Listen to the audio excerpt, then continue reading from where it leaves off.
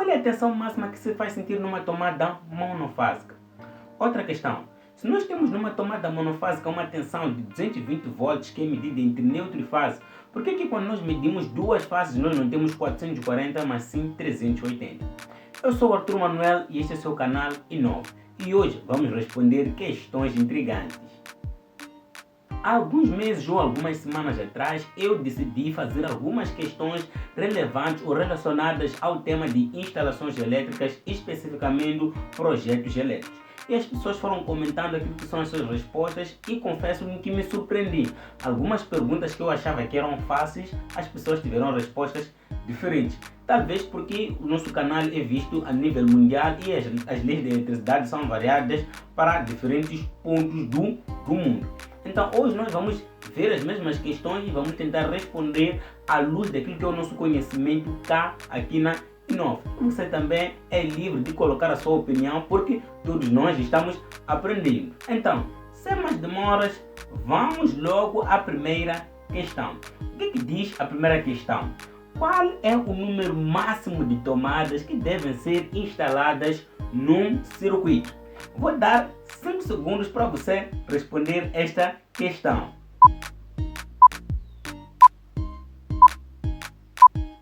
Muito bem.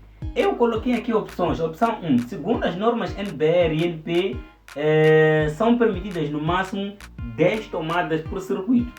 A segunda opção, no máximo, ou seja, o número máximo de tomadas está a cargo do eletricista. E a opção C, o número de tomadas num circuito depende da potência máxima do circuito. Então vamos ver qual é a resposta correta.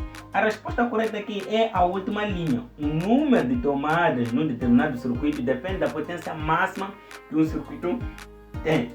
A maior parte dos eletricistas costuma dizer que por cada circuito vamos aplicar 10 tomadas, é o número máximo permitido pelo regulamento. Mas o regulamento não determina o número exato de tomadas que nós devemos instalar por um circuito. Isso depende da potência que esse circuito tem.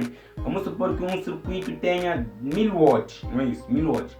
1000 watts nós vamos instalar tomadas, por exemplo, de 200 watts cada. Então significa que esse circuito deve ter no máximo 5 tomadas. Mas se nós aumentarmos a capacidade de suporte de potência deste mesmo circuito, significa que nós podemos aumentar o número de tomadas. Mas tem um porém aí.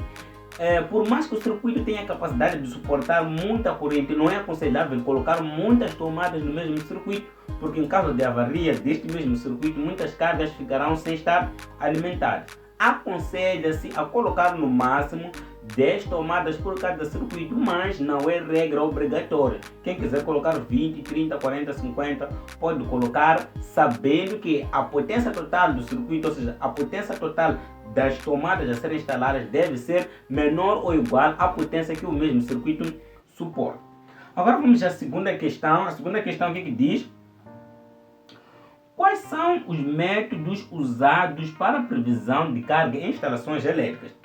A primeira hipótese ou a linha diz o método dos diagramas.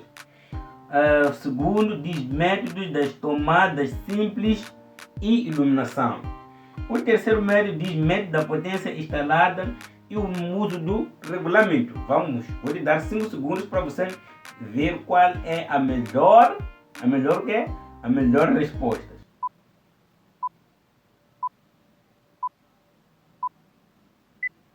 Ok, já passaram os 5 segundos.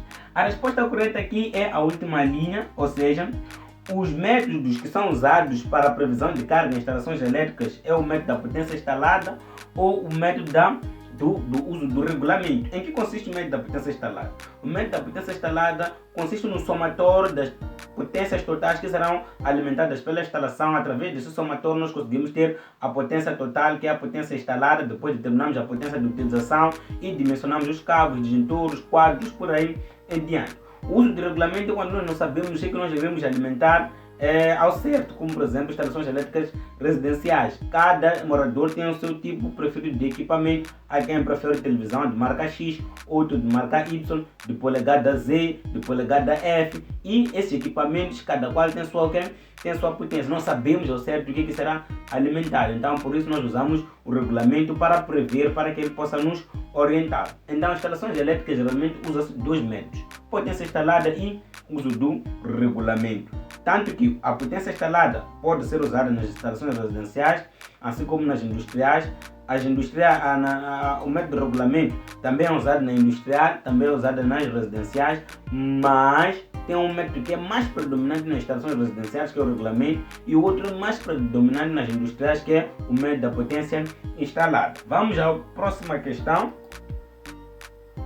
Onde usa-se com mais frequência o método da potência instalada? Essa é um bônus. Estou feliz porque nessa questão aqui muita gente acertou. Então vamos ver aqui. A primeira linha diz que o método da potência instalada é usado mais em instalações residenciais. E a segunda linha diz instalações elétricas industriais. Eu acabei de responder aqui na pergunta anterior. As instalações elétricas industriais usam mais o método da potência instalada. Porque quando é uma determinada indústria, vamos supor que é uma indústria de fabricação de medicamentos, por exemplo. Falo isso porque hoje vi na telejornal que abriu-se uma nova empresa, uma nova fábrica de produção de medicamentos. O presidente estava aí a inaugurar.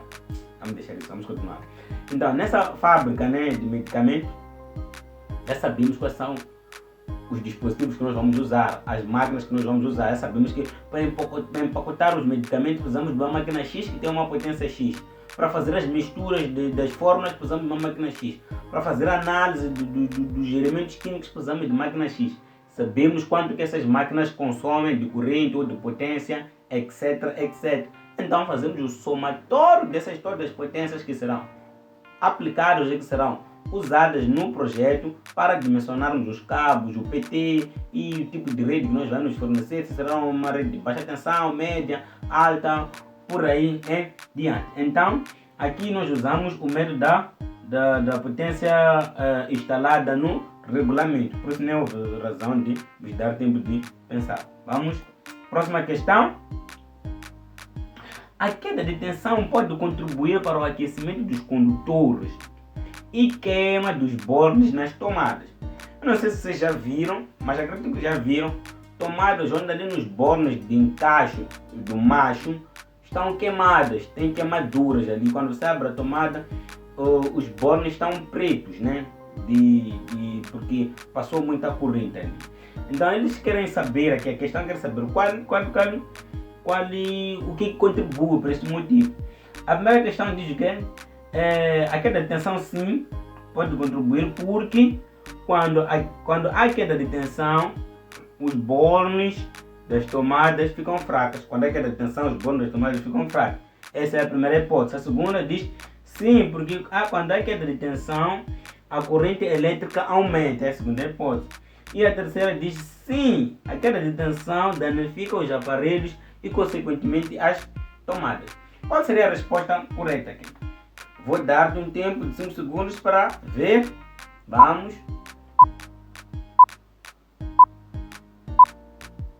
Muito bem.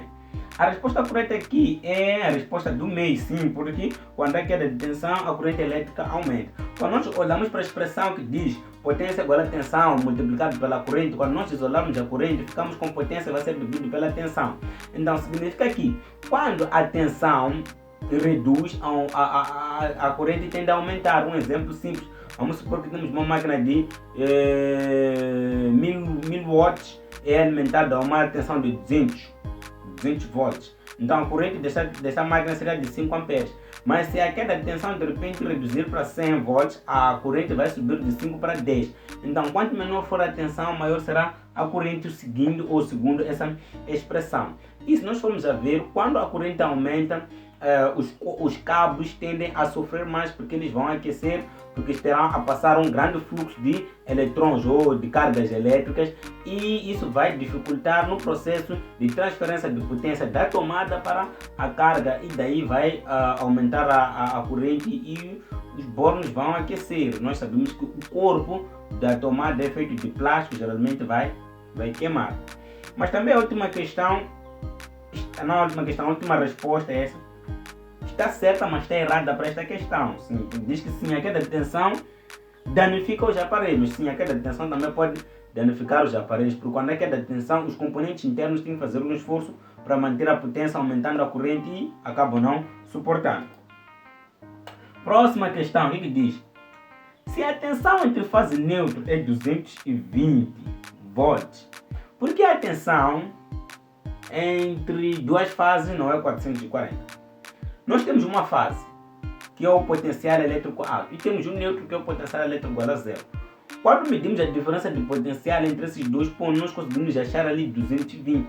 Significa que a fase tem uma tensão de 220 volts. Agora, se nós temos uma fase A que tem uma tensão de 220 volts, temos uma fase B que tem uma outra tensão de 220 volts, ao medirmos essas duas tensões não era suposto termos 440. Mas não é o que acontece. O que nós encontramos na vida real ou na realidade é que essa tensão acaba sendo o quê? 380. Por que isso acontece? É muito simples. Isso acontece porque a tensão que nós medimos entre fase neutra é chamada de tensão de fase, e a tensão que medimos entre duas fases é chamada de tensão de linha. Não sei se vocês percebem. E a tensão de linha não é dada por a tensão de fase multiplicada por 2, não. A tensão de linha vai ser a tensão de fase multiplicada pela raiz de 3. E outro aspecto, nós não podemos somar as duas tensões porque estamos a tratar de tensão alternada. E tensão alternada é uma grandeza vetorial, que tem sentido e direção. Não é uma grandeza escalar, como se fosse corrente contínua. Se fosse corrente contínua, não temos variações, não temos sentido, não temos direção, era só somar. Mas em corrente alternada, o processo é um pouquinho mais complexo. Envolve o quê? Ângulos, envolve sistemas trigonométricos, é por essa razão que não se soma assim de forma eficaz. Temos ângulos de inclinação, de defasagem, é por isso que não se soma as tensões como se soma em corrente contínua, como se fosse 1 mais 1 é igual a 2. Tem que se aplicar essas raízes de 3. Vamos à próxima questão, penso que é a última. Ah, sim, é a última. Qual é a tensão máxima que se faz sentir numa tomada monofásica? Penso que essa foi a questão mais respondida. Parece simples e fácil, mas não é. A linha A, ou a primeira hipótese, diz que a tensão máxima é de 220 ou 127 volts, dependendo da região. Eu coloquei isso porque eu sei que muita gente vê essas questões. As pessoas que veem essas questões não são só pessoas de Moçambique, onde a tensão nominal monofásica é 220. Brasil, a tensão nominal são 127. Eu coloquei 220 ou 127, dependendo da região. E a maior parte das pessoas respondeu aqui. Não sei se está correto, vamos ver. A segunda hipótese, 311 ou 300 ou 180, dependendo da região.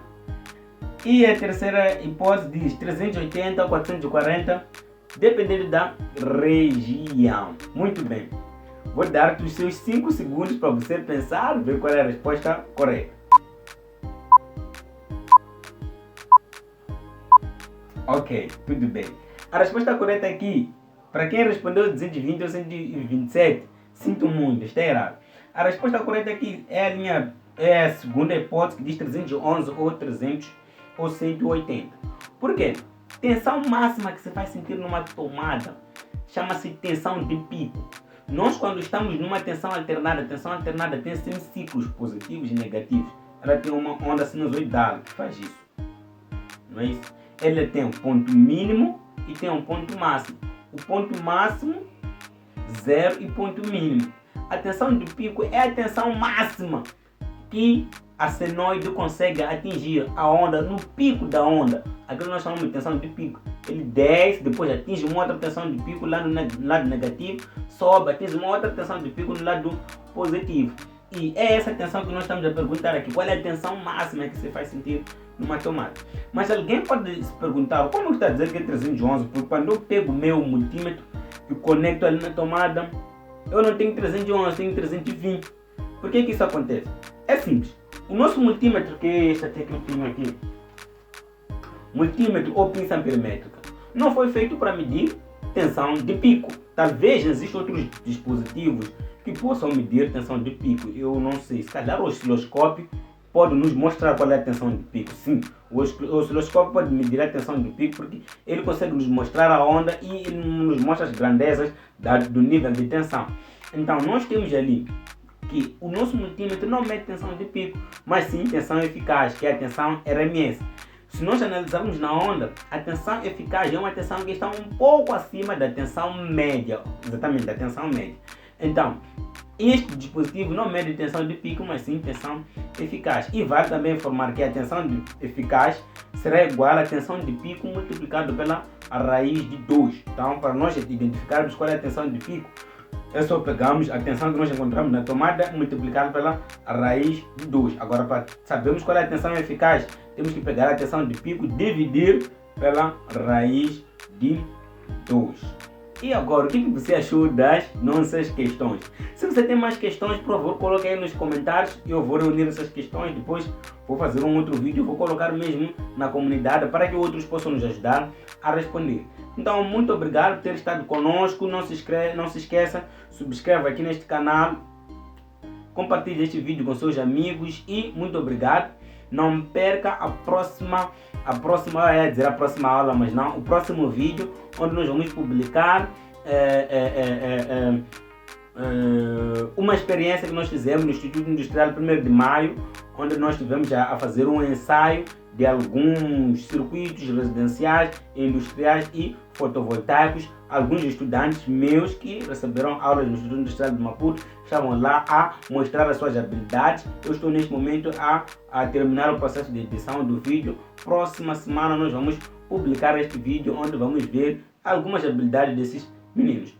Muito obrigado, espero por ti na próxima aula. Não te esqueças, coloca aí subscribe, like e comenta. Até a próxima!